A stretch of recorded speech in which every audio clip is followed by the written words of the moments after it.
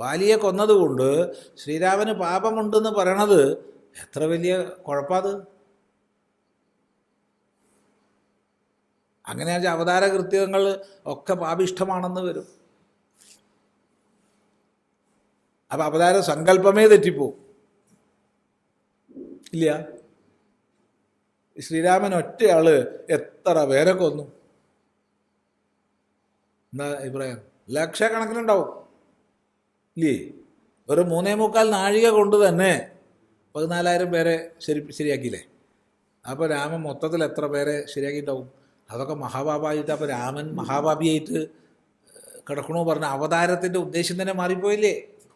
ശ്രീകൃഷ്ണനോ ആള് പൂതനെ തുടങ്ങിയതാ. എത്രയാ ശ്രീകൃഷ്ണന് പിന്നെ വേറൊരു ഉപായമുണ്ട്. കൊന്നനേക്കാൾ കൂടുതൽ കൊല്ലിച്ചതാ. അതാണ് കൃഷ്ണൻ്റെ കൗശലം.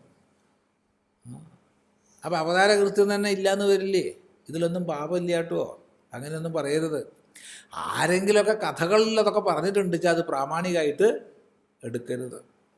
അത്രയേ പറയാനുള്ളൂ.